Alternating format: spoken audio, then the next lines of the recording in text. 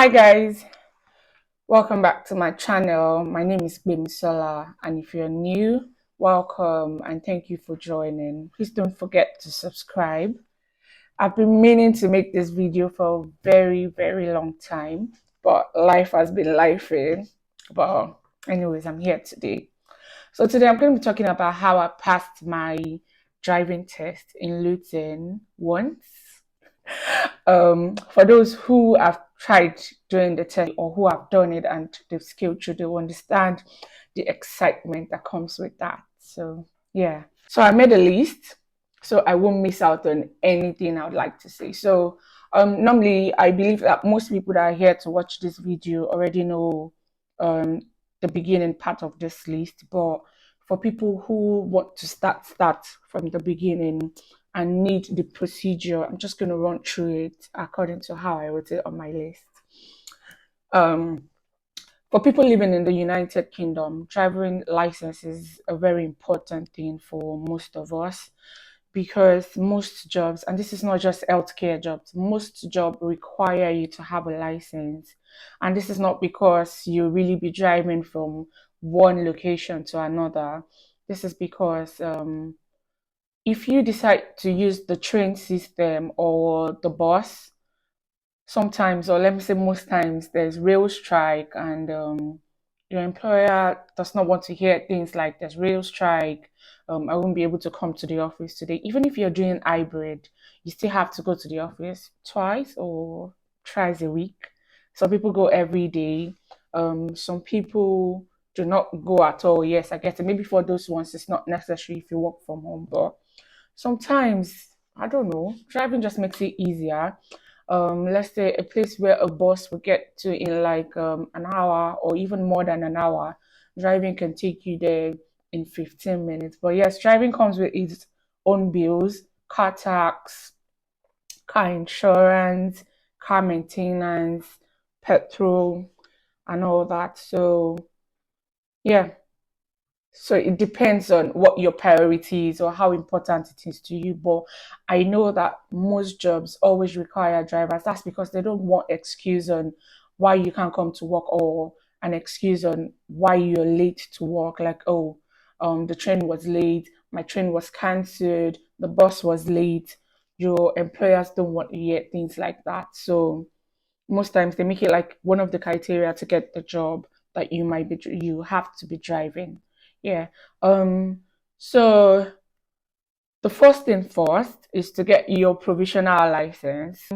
Normally what I do is just put these things on the search space on my browser most times. So if you want to get a provisional license, all you have to do is apply for provisional license, like type that in your browser and then click on the link that has the gov.uk, and you follow the procedure to apply for the license. If I can remember well, because I applied for my own way back, um, it was £34, but I remember that they had to first send something to the house after I paid, like a slip or a form where I had to fill, and then they sent it with an envelope where you fill out the form and then put it back in the envelope, and then you have to go and post it. Yeah, so when you after filling the form, you have to put a form of ID, probably like your international passport or your BRP. I remember and my husband using our BRP, and normally people say it takes time, or has didn't take 2 weeks to come back. I don't even think it was up to 7 working days. Honestly, I can't remember, but it wasn't so long. And it came back in like, yes, 7 working days, there about, yeah, less than 2 weeks. I'm so sure of that. And after you get your provisional license, then you can go online and book your theory test, because you have to do a theory test, pass it before you can do the practical where you drive.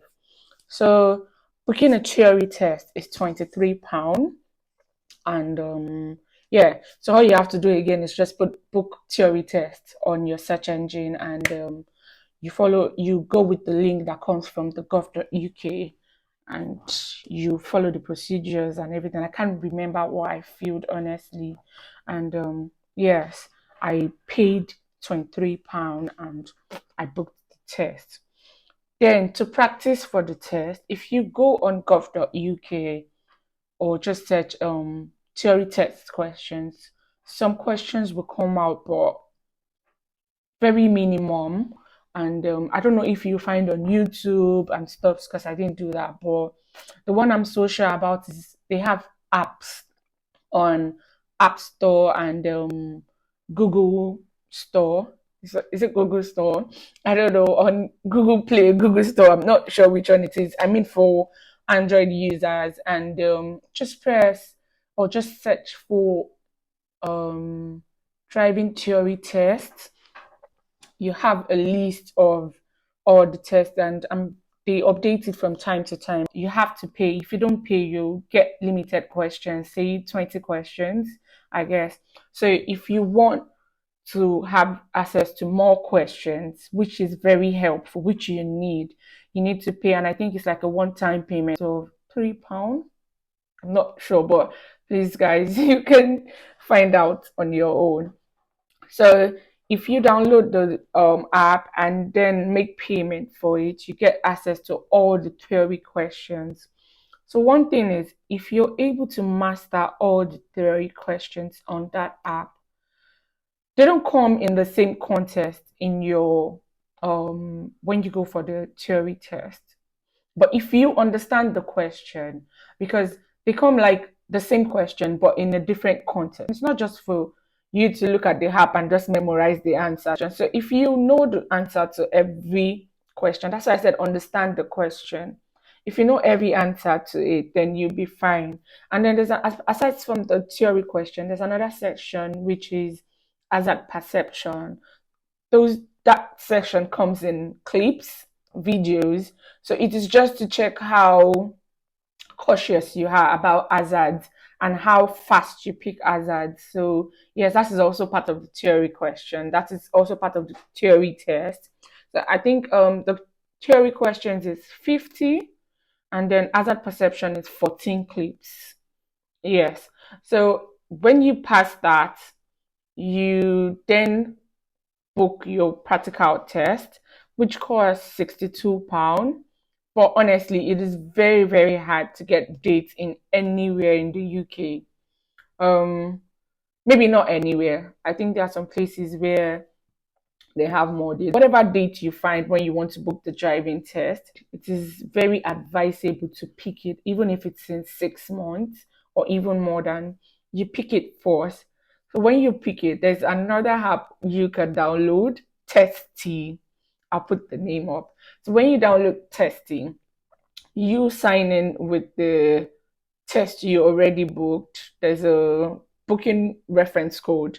Then you log it in. I think you need to pay for that test too, or you don't really need to pay. Because I knew when I downloaded it, I didn't need it because I later found a date to swap to earlier, which made me have my test earlier.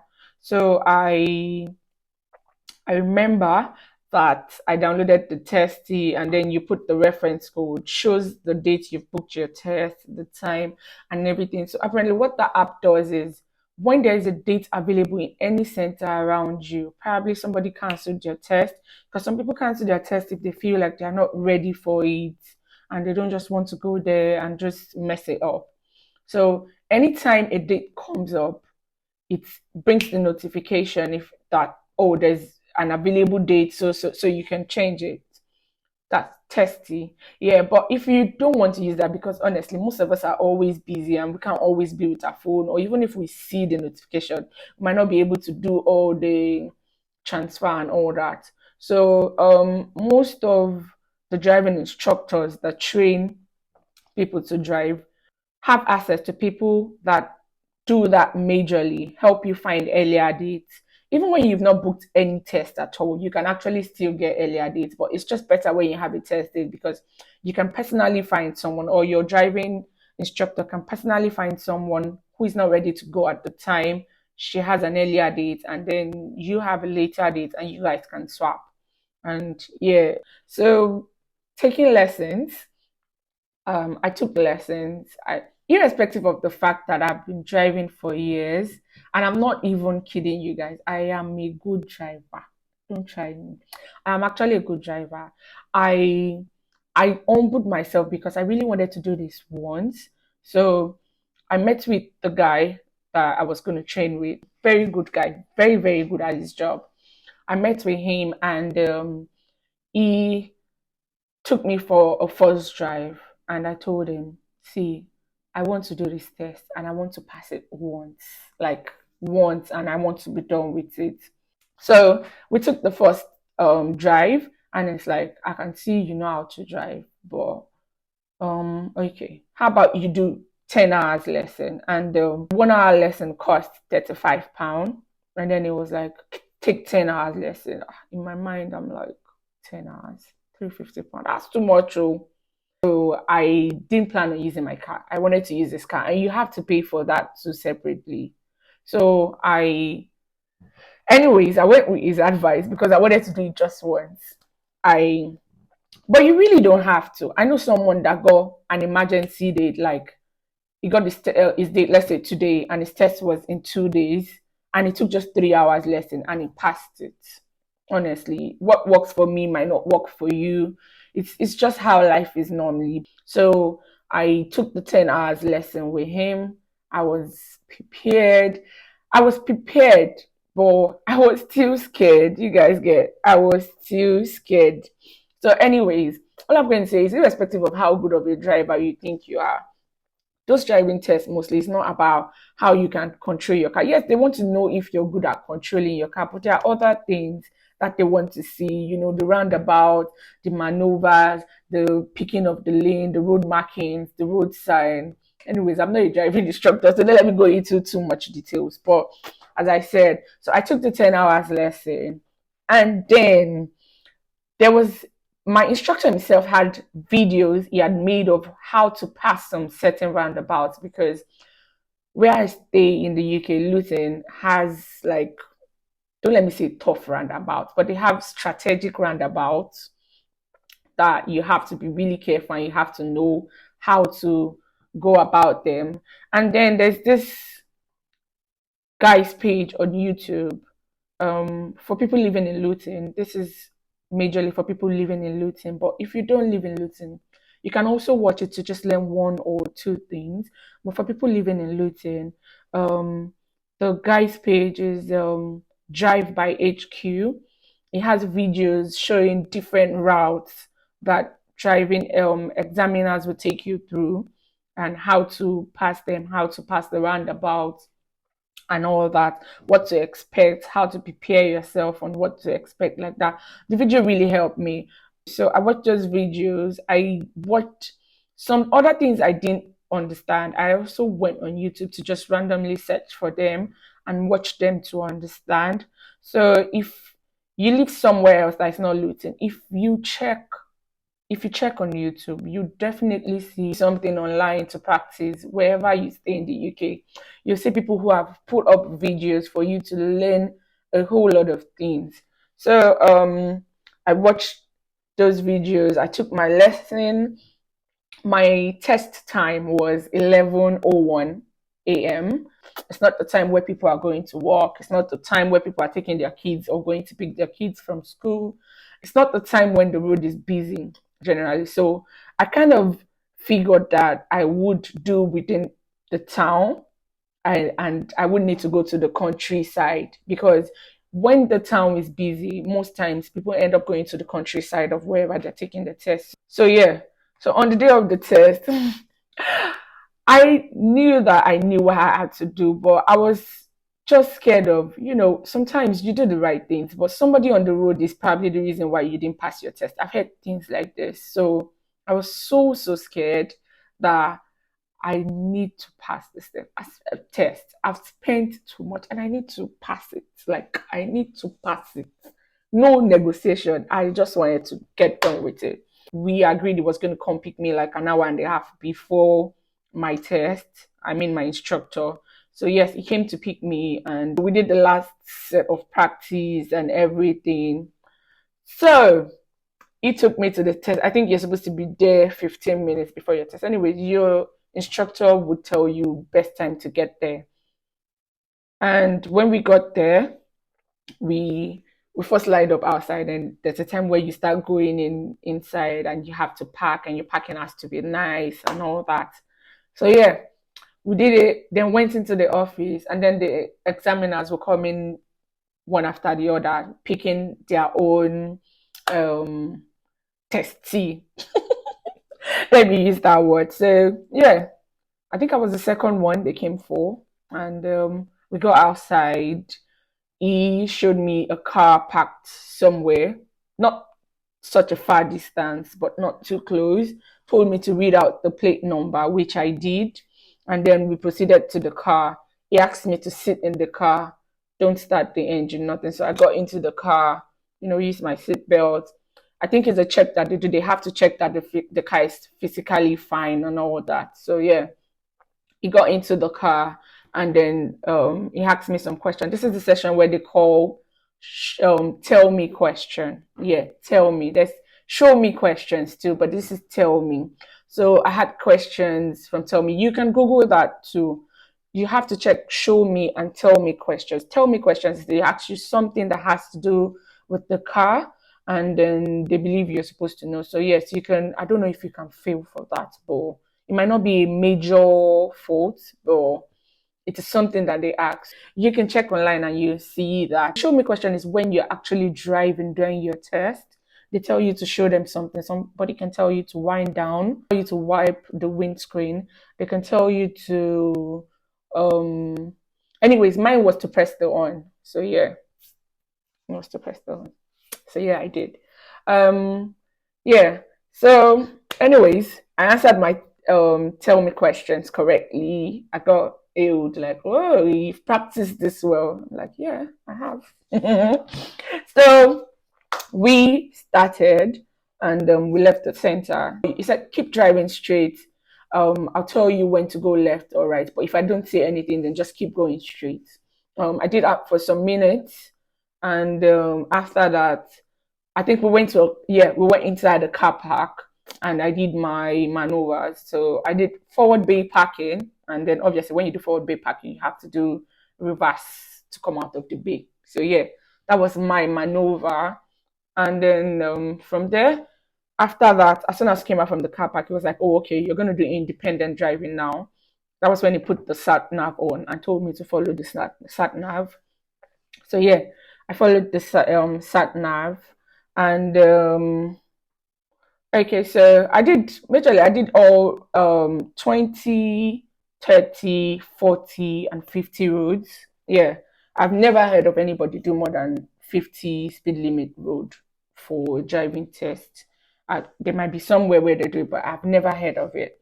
So yeah, I did 20 to 50, and I parked severally. Yes, everybody who has done a driving test, or your instructor will take you through everything, but I'm just gisting so that you can get comfortable with what I will at least have a knowledge of what it entails. When you're doing your driving test, they'll keep telling you to park on the left when it's safe to do so, park on the left when it's safe to do so.